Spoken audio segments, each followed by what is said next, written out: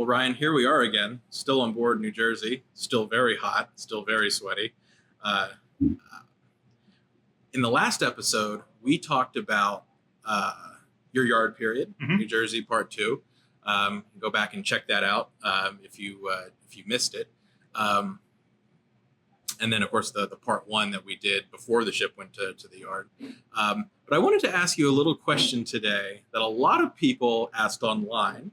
And I know that kind of ruffles your feathers a little bit. New Jersey reactivation, when and how? And your yard period looked very suspicious, almost like we were heading back off to the Pacific. You wanna address that one? So first off, our contract with the Navy says that we own the ship, but they can come back and reclaim it. I think it's 90 days notice, if I remember correctly, that they can come back and take the ship over. That is for two purposes. One, if we're not doing a good job of telling their story, letting the ship rot away, that they can take the ship and then award it to another organization after an application period. But two, if there's some sort of extreme national emergency, they could, in theory, take the ship back and reactivate her. So I know a lot of people think that that's, what was going on or what could possibly have happened. But we're going to dive right into that right after the intro here.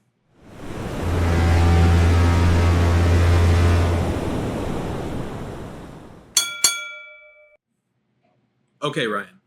So, right now, a lot of people think that, the Navy needs ships, needs big ships. We got this, a lot of analysts say that the supposed war with China is coming in 2027, so hold on. Is that the first time you've heard that? I thought it would come soon. Okay, well, no, that is the first time I've heard that. Be prepared, America, 2027. Good luck. So, but then also with the war in Ukraine and everything else, I mean, we've seen what, has happened in with the Russian Navy. So who knows? So one of the questions that you kept getting when the ship was in dry dock was, is the ship being reactivated? And surely it kind of looks like it. It looks really pretty. It's nice and red and everything. What is your take on that? So twofold. So how what did you think about getting that question? And then I want you to actually answer that question legitimately. I want to actually look at this because what would it take in 2025, if this ship was actually needed or called on by the Navy to come out of mothballs, or not mothballs, be reclaimed and reactivated for a legitimate conflict, what would that look like? Obviously, I don't think the ship is staying in its configuration that it's sitting in now. No way. No, you're talking hacking off the Tomahawk missiles launchers and essentially adding new units, whole 9 yards. A lot of internal differences. You have to, a lot of the electronics obviously have to be updated and changed. So what are your thoughts? Well, first off, what are your thoughts about that question, just in general? Yeah, it's a question that we have addressed dozens of times as a museum. And it's baffling that people continue to bring it up as if it's a new thing and they're the first ones to do it. We live in a democracy. If this ship was being reactivated, everyone on the planet would know it for a year before the process even starts, just like every other time she was reactivated. There's no we're secretly taking the ship off, the conspiracy theory, and we're going to put lasers on it and send it to space to fight Yamato? Space Yamato, yeah. I mean, that's a real thing. Yeah, right? I haven't seen that one. I don't know how that goes. Real New Jersey could beat real Yamato. Space New Jersey could beat Space Yamato. So here's the thing, though. There's an alien race that's coming. Right, and Rihanna has to fight him off. I haven't seen the movie, but I saw the previews. Right? So we need an Iowa-class battleship. And unlike in the movie, you can't just start it up and you can't just take it out. And in order to get this ship moving and functioning and fighting again, You would legitimately need a huge yard period costing hundreds of millions of dollars. What would that look like? So, while I poo-poo the idea a lot, I also think about it a lot. I'm sure you do. Museum battleships have been reclaimed by the Navy. The battleship Oregon was reclaimed by the Navy during World War II. She had operated as a museum for 20 years. The Navy took her back. Lord, for what? They were originally just going to cut her up for scrap, just because she had all sorts of armor-grade steel on there. And they ended up using her Hawk as like an ammunition barge or something like that. Oh, that's right. I've seen that picture. Oh, Lord, that's unfortunate. So there is precedent for reactivating a battleship. There's certainly precedent for reactivating Iowa-class battleships, even some 30 years after they had last been used. Missouri goes from 1955 until 1986. So reactivating today is not out of the realm of possibility. I mean, these ships sat for long periods previously. In theory, I guess, they could have done it again. There is precedent for all of it. It is very rare, and it is almost exclusively limited to Iowa-class battleships. You don't see this happening with carriers, destroyers, things like that. Now, I mean, a few people in the comments have been like, oh, we could reactivate South Dakotas and reactivate North Carolina. It's like, well, guess what? North Carolina is not going anywhere. And I don't think you'd really want to. I mean, even though these ships are like only a few years apart in terms of age, the advancements that happened between 55 and 64, and in reality 65, 66, whatever. That's huge, and I don't think you would even want North Carolina. And maybe I forgot which episode we talked about this, but it's like if you were to reclaim like a North Carolina or a South Dakota or something like that, you're talking massive structural changes, like turrets coming off, superstructure completely different, like to the point where it's like, what's the point? Yeah, well, while you have access to Iowa-class battleships or the ability to build something new, you're not going to reactivate the older battleships. They're far more valuable as parts warehouses for these ships. If you don't have access to the Iowa-class battleships for whatever reason, a South Dakota-class battleship is almost equivalent in every way. The guns are almost the same. The speed is 6 knots slower. The armor is practically the same. They're almost equivalent in every way, except for the most important. There is no margin for growth on those ships. Yeah. The reason the Iowas keep coming back is because they've got that extra 10,000 tons. There is room to put newer and more modern stuff on there. Right. So let's just say, hypothetically, we need New Jersey. What happens? You get a call. Your desk phone rings. First off, you don't pick it up. Libby does. Yeah. They're like, hello, this is blah, blah, blah, from the U.S. Navy. I need your battleship. What happens? Bunch of black SUVs roll up and take the keys away from you. So we've got 90 days to get our stuff off. I will make a last YouTube video that says what's going on over that period of time. All of our museum stuff comes off the ship, which is the museum's collections, anything that we. Yeah, this model. All of this comes off the ship. Everything that. And in theory, the museum will continue to exist as a shoreside installation until we get the ship back. But there is stuff still in rooms on board New Jersey today that was left by the Navy before you got it. So you're not taking that off. You're like, here, you people were lazy enough to leave it. You can keep the dusty pile of mold from the 1980s. Right? So, not that New Jersey is full of mold. So over the course of 90 days, we shut down business, get all of our stuff off. The Navy comes and tows the ship. Where do you, any idea? I mean, there's only a few docks. Now, would they tow it to a dock right away? Would they tow it down to like Norfolk? And like, as they then decide, because they have to do like like an inspection themselves, or? My guess would be she goes straight to Norfolk. And they should, because there isn't really anything nearby that still does big Navy contracts like this. She might go into, say, Philly Shipbuilding, Drydock 4, that's Philadelphia Navy Yard, and get like an inspection so they can plan a scope of work. But more likely, they just take her straight to. But I mean, hypothetically, you just did this docking. So they've got some good information. So like, you turn that information over, and they go, "Hey, look, the underwater hull looks brilliant," and all this. So I think they probably don't need to do an out of water inspection. Well, they would still they'd have to remove the boxes and the blanks, and they'd have to put the anti-fouling coatings on that we chose not to. So obviously the water, yeah, sure, you're right. The ship still has to come out of the water. Yes. But not for recoating and a lot of stuff, right? Probably not. You'd have to remove the boxes around the propeller shafts and all the cofferdams off of the sea chests, the blanks Right. on the hull. okay. Probably change out the anodes back to zincs for salt water. Good. I'm glad you spent that money.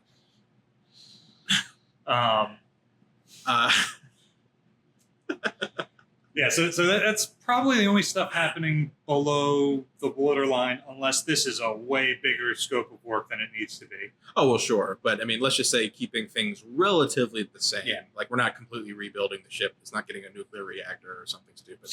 But what about what about the actual like internal issues? Like you cut that gigantic steel plate out of the turret 2's barbed and stuff, so that has to get re-welded. And we retained it so it could be re-welded if something like this happened. So that's certainly a possibility. What's the state of the ship's machinery? So the engineering plant was, because the ship was decommissioned to go into mothballs, not to be turned into a museum. So the engineering plant is in a state that it could be reactivated, given the work to undo all of that mothballing process. Our contract specifically says that we don't mess with the engines and alter that. Yeah. So that would be one of the simpler aspects of the project. Finding sailors who can use that kind of steam turbine in the modern Navy more difficult. So that was my other thing. We obviously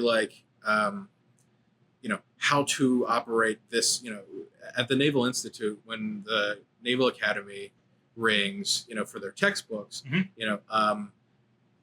how to Iowa class battleship is not something that comes up very often anymore. And I wonder why. So, and I'm sure in the latest edition of Naval Weapons that just came out, it probably doesn't have a chapter on how to operate, a Mark 7 16-inch gun. Well, we haven't changed it at all, so whatever later or earlier edition has it is still fine. That's fair. So obviously, not only do you have to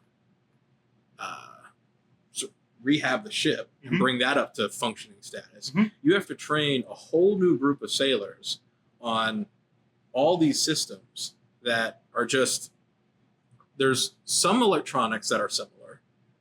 Like I'm sure that the Navy would install like whatever the latest, radar, the latest electronic, especially when they redid the missile system. Yeah. Like, so they would, so some of the electronics would be similar to like a just copy pasted over from an Arleigh Burke or something like that. That would be one of the big aspects, putting all the contemporary stuff on. Yeah. So there would be certainly plenty of stuff. And then of course, normal things would probably be okay. But then what about like the 5-inch secondary and obviously the main battery? Now you downstairs in the manual room where all the books are, you still do retain all the, how to 16-inch gun book. I mean, I can't imagine the learning curve on that though, as far as like getting a bunch of sailors and having to drill. And I guess, you teach them like you would anything else, but there probably isn't a single gunner's mate in the entire Navy who's operated anything bigger than a 5-inch gun. Right. There might be a couple of guys out there from when we put those 8-inch single-barreled guns on, what was it, one of the sprue cans as a test that failed. Right. But almost certainly not a single gunner's mate who's ever operated anything bigger than a 5-inch gun. Manpower is the biggest issue, not just the training, but the Navy, just in the first half of this year, is something like 20 or 30,000 recruits shy of its goals. So taking another capital ship that required about 1,600 men in the 80s would be a huge undertaking. And that's something that we hear about in our office is the Navy's recruiting problems, and then lowering the standards even further in order to try to, and I'm like, great. But that's what makes the Iowa class more valuable as museums than as active ships, is that for free helping the Navy, for free to the Navy, helping them with their recruiting goals. We talk about especially in the 80s too, the Iowa class being this huge propaganda piece, and again, like you saw in World War II, guys running off to join the Navy and then, saying, oh, can I be on a battleship? No, you're going to be on this destroyer. Good, have fun in the Atlantic. Yeah. Have fun in the Pacific, or, and, this sort of the lucky ones who did end up on the bigger capital ships, especially like the battleships, and I wonder if sort of the same thing would apply then, Now I can assume that, and hear me out, if the ship was being reactivated, like in this hypothetical situation, some global event has transpired. Yeah, and almost certainly it has required the draft to come back, because I don't see these ships being reactivated unless we have a draft military. Right. But I mean, you could also see, though, that volunteer enlistment has also probably gone up, too. If there was some national event that... Hopefully. I mean, you never know. I mean, if it was some conflict that... Let's go fight for the rich man's oil in the Middle East. Yeah, so... No. Right, no. I mean, yeah, or we're going to send the ship to the Ukraine. Stop. It's ridiculous. But, so I don't know. Like if the Chinese sank a carrier in the Pacific. Yeah, we start losing capital ships. It takes 6 years to build a new carrier. But let's talk about that for a second. Can the Navy even reactivate this if it's trying to build new carriers? I mean, like, where does this ship go for the amount of time that would require it to be reactivated when they need to potentially repair? So so like, let's say hypothetically next year you have Enterprise that's under construction in Norfolk. Okay, and then if, like I said, you now have a damaged Nimitz class carrier. Okay, but that requires like serious work, not like, okay, we got a small hole in the side. I'm talking like, the thing took a cruise missile or something and blew a ginormous hole in the side. Where does that go? And does the U.S. Navy, does America even have the yard space to fight a war like that? And I think the answer is no. Not successfully. We basically have two places, Norfolk and Bremerton, that can do major repairs to aircraft carriers. Yeah. And those are some of the only dry docks around that are big enough for an Iowa-class battleship. Certainly some of the only ones that are still being operated by the Navy. Yeah. Again, there's some here at the former Philadelphia Navy Yard, but it's not operated as a Navy Yard. They don't have any of the facilities or manpower or anything to knock out a project like this without major upgrades there first. Which is why I think the whole question of, is the New Jersey being reactivated, like, kind of silly, because there's so much that's involved there. And to think that, yes, just the short answer is yes, it's being reactivated. It's like, there's so many things that have to sort of line up perfectly for that ship to be reactivated. And there's no real reason for the Navy that's our Navy right now. We're not technically like at war with like, a power like China where we need to fight some big ocean naval war again. It's completely unnecessary for that ship to be reactivated. Now, how long do you tangenting aside, how long do you actually think that process would take? Based on what it's taken previous times the ship was reactivated, this isn't like 1950 when the ship was being reactivated after being decommissioned for 2 years, and there isn't really new technology to be added. But also yards are still functioning. But also true. Yeah. This is much more like the 1980s when they have to do a major rebuild of both the inside and the outside of the ship. So it would take about a year with probably another 6 months of trials and things like that after it. It would cost about $2 billion, basically adjusting for inflation what it cost the last time to upgrade the ship. So less than a Zumwalt class destroyer that's useless. Less than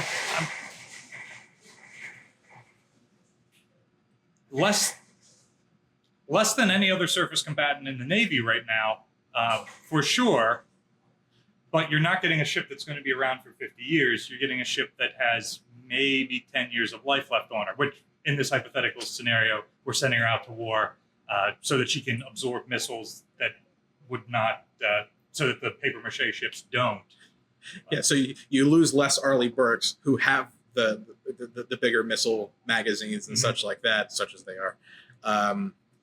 so that you can, so your battleships become the damaged pinata, as, Yeah, because we certainly can't build Arleigh Burkes the way we built Fletcher's.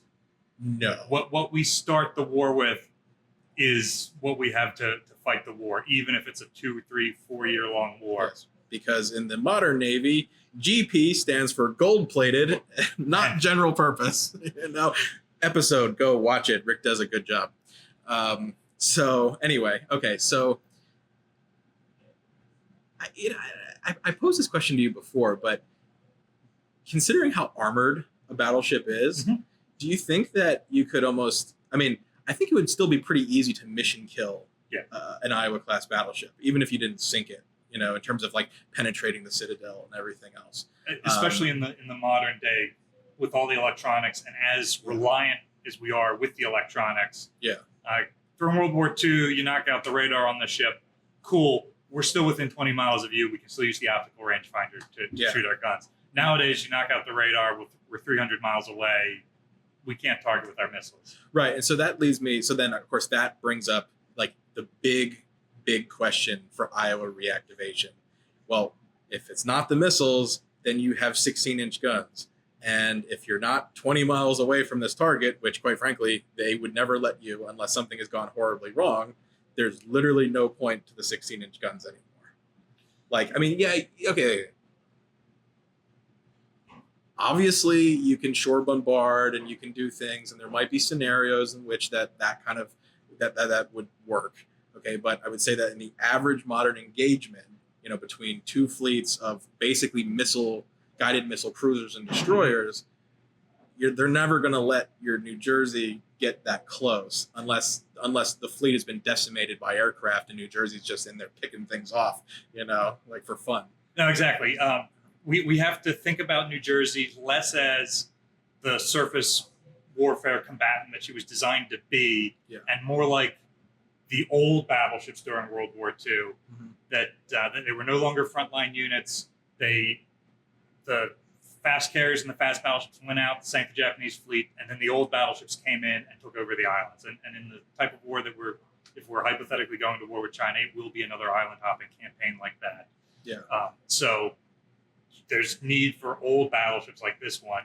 And that doesn't mean that our Suragawa Strait couldn't happen. Yeah. That certainly happened for 6 of the older battleships. But West Virginia. Oh, yeah, that was a great video that you did. Thank you. But it does not mean that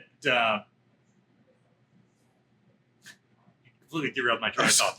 It means that she's not going to be designed and initially deployed to fight that surface battle. Sure. The carriers and Arleigh Burkes will go in and fight that battle, and then New Jersey will come in and obliterate the island, and then the amphibious force will come in and take the island, and then they'll just keep projecting like that until it gets to a point where deception, subterfuge, something leads to it. The Marine Corps might actually have, put the hand up and say, you guys have might actually say we have a lot of use for this as a close-in ship to support amphibious landings, like when we have to retake Taiwan. So post World War II, the Marine Corps have been some of the biggest advocates for battleships. Yeah. Forget the gun club in the Navy or anything like that. It's the Marines who have continuously advocated both in Congress and within the Navy Department for battleships to be around. Or they don't so much care that it's battleships, that the capability of the battleships provide I need heavy gunfire support from offshore. Exactly. It's ocean behind me and a amphib or whatever, and a beach in front of me, and I need something larger than 127 millimeters, 5 inches, to take out this. And they don't even have Abrams tanks anymore. I know, they took all the Abrams away from the Marine Corps. Like, come on, what are we doing? And it makes sense if they're repositioning for that sort of island hopping warfare, and Abrams isn't going to thrive in that sort of environment. Fair. But they do require shore support. I don't know, but I thought Sherman's did pretty well in the South Pacific okay, completely different. Okay, Sherman's and Abrams are not the same thing. All right, I know. Okay, I wouldn't call Sherman a main battle tank.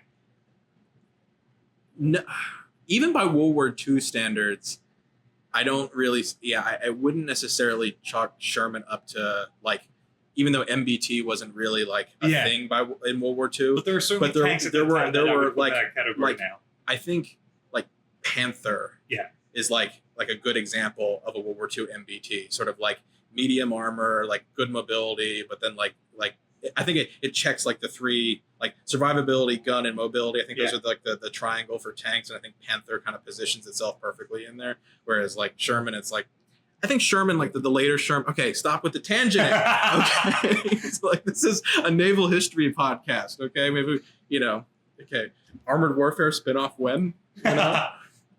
Anyway, so okay, so the Marines could advocate for a rebuilt New Jersey. So maybe hypothetically, and so we saw there were proposed plans for rebuilding New Jersey for like hybrid carrier, like with the deck in the back with like the vertical launch tubes, and then even in the 1950s there was an even earlier proposed plans where like they would scrape off some of the superstructure and even the third turret and like just put like landing craft davits all the way down the side so the thing could just be like this marine assault ship. So like you could practically beat your Iowa class battleship and then just use the front turrets, like Yamato at Okinawa, or so such was the plan. But hypothetically, so in that case, then how could you see New Jersey being rebuilt? We've already discussed this idea that all of this basically has to go away. Like maybe not all of it, but a substantial superstructure rebuild is probably in the works. Yes. Obviously, like the Tomahawk missiles, they might add a few more Sea-Whiz mounts just because of the nature of like how missiles are even more prevalent today than they were even in the 1980s, which they were still huge then. What about even the 5-inch 38? I mean, could you see the Navy just like going like, that's an antiquated technology, we don't have parts for it. Maybe they scrape off the 5-inch 38 and then add in and then just replace it with the Arleigh Burke mount, like the single mount automatic 5-inch, whatever it is, it's 76, 74. What is it? I can't even remember. 5-inch something. Yeah. Say it in the comments. The internet knows. I have faith in all of you. 5-inch 63 on the most recent. It's something. Yeah, it's. I can't remember. So I mean, hypothetically, could you see like a massive superstructure rework? And if the guns themselves aren't, if the 16-inch guns aren't like when the fighting feature, could you see them removing turret 3 and replacing that entire rear structure with like a mass vertical launch system with like 100 missiles or something? Like, or I know that's like, I know that like hurts your soul to answer that question, but I think though that's like honestly what the Navy would do. Like one of the turrets would more likely have to go, and obviously that would be 3. I disagree with that. Okay. I think that you're reactivating the ship for gunfire support. You don't mess with the big guns. Okay. I think that it's going to. You're removing like 2,000 tons of weight from the ship. That's seriously unbalancing it. You're getting into a much larger redesign than I think you need for these ships. Sure. Especially, I don't see us reactivating the ship in, hypothetically in this scenario, 2026, knowing that in 2027 something could happen. Things have escalated over the next couple of years. I think that 2027 has happened. Whatever this equivalent of Pearl Harbor, September 11th, ends up being, requires us to have new stuff, and we just can't build them quickly because the fleet that won World War II, we didn't start building after Pearl Harbor. We started building it in 38, 39, Yeah, a lot of the ships that were built post Pearl Harbor showed up and we're like, cool, everything's already dead. Yeah, so with the exception of reactivating ships like that, what we have is what we're going to fight that entire war with. So I think turret 3 stays there. I think it's a relatively quick reactivation. And that's fair. If you don't remove turret 3, that's a huge time savings in terms of cutting out turret 3, rebuilding the entire space, changing that entire section. And because the turret's not just the turret, it's the entire 5-story thing. structure and so, under it. Yeah, so it's the rebuilding of that entire space. And like you said, now you've lost all that weight that is now going to unbalance the ship. And so yeah, okay, well, fair enough. Okay, we've got amphibious ships. I would not add all of that explosive and non-surface combat useful material onto the ship. Okay. I would have this supplement amphibious groups as a pure gunfire support ship. First thing I do is remove all the 5-inch guns. We don't use 5-inch 38s at all in any capacity. We did in the 80s. We don't anymore. And they are manpower sinks. Yeah, because it's all manual. We get rid of those, and Yeah. we can reduce the crew to something like 1,300 instead of 1,600. Yeah, because it's not just the 8 guys, 10 or how many are in. 14 in the gun house. 14 in there? Oh, okay. Okay. I was like I'm trying to Another remember. 12 in the ready service. In the rooms magazine below. under that, and then 22 in the magazine beneath that. Right, who are all feeding the lifts to get there. Okay. So removing these guns saves a ton of manpower. But then also from a manufacturing standpoint, do we have 5-inch 38 ammo laying around? No. So now I have to manufacture the shells, manufacture new casings or cut down new ones. It's just so get rid of them. And I would probably add 2 of the automatic Arleigh Burke guns on each side, maybe 4 total, maybe just 2 total. I certainly wouldn't replace all 12 barrels. I think in the situation which would require those guns, something has already gone seriously wrong. It might even make more sense to do a 57 millimeter for small boats, because that's really what these are being used for, as opposed to the 60-inch guns for the actual compartment. The main armament on the Constellation, the new Constellation class frigates is the 57, which again, it's specifically for sort of those lighter small boat targets. You're not using the 5-inch 38 to shoot at airplanes anymore. Yeah. It's not like a dual purpose weapon in that regard. So you don't need as many barrels. You don't need sort of the volume of fire that maybe you did in World War II. So okay.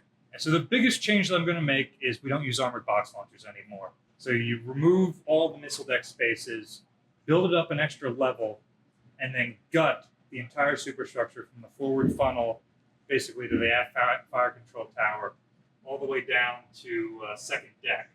And that gives you enough room for at least 96 vertical launch tubes. Yeah. I think you would also see Turret 3's arc of fire restricted and block out the superstructure instead of having it come in like an angle here. You never do the... How many times do you really do that full angle, like Turret 3 forward? And you damage your own ship when you do the over-the-shoulder shoot. Right. So if you got rid of the angle there, and you brought the superstructure out even further, limiting Turret 3 to like a 90-degree broadside shot, which again is all you want to do anyway. For shore bombardment, that's fine. This isn't like naval combat against other ships where you're maneuvering. Yeah. We're never going to get into 60-inch gun range unless late in the war we get that Suragawa Strait scenario. Gotcha. In which case you're sitting broadside on. But you still have enough arc of fire from the front 2 guns to mitigate under certain circumstances. Okay, well that's fine. You can either use that extra space for more missiles, which support your shore bombardment, or as hangar space for the helicopters, which has always been a shortcoming of the Iowa class. Yeah, and I think given the circumstances, that might be a good use of that space, especially in this area here that ultimately before was kind of like just with the 40 mils gone and things like that, it's kind of just a blank space anyway. Yeah. So if you brought it out, you could certainly, I think, hangar there, add more missile tubes. Okay. Yeah, the missiles on the inside. Yeah. As far as like fuel is concerned, could the Navy still, obviously, do you think the Navy could still supply these ships? Oh yeah, the engines are still burning distillate. They'll burn modern fuel. That's perfectly fine. But that does get us into one of the major repairs that the Navy's going to have to make. Every fuel line on this ship is holier than the Pope. That was an issue they had in the 80s and 90s that they never repaired. You would basically have to crop out every fuel line as it goes through the ship and replace it with new stuff, which is doable. It's going to be expensive but this goes doable. apart. But this is why the ship would be in dry dock for a year and a half, 2 years, however long it would be. This is just an incredible thing, along with rebuilding the superstructure and adding 5 new 5-inch guns and everything else. So, okay. Well, I think it's safe to say, though, that's probably, as an interesting fantasy what-if question, it's probably something that's ultimately not going to happen. As much as I would love to see the ship sailing again, don't get me wrong on that, I don't want to live in a universe where we are scraping the barrel that low that we've got to reactivate this ship. Exactly. Unless the aliens come and Rihanna comes aboard and you're just helpless to,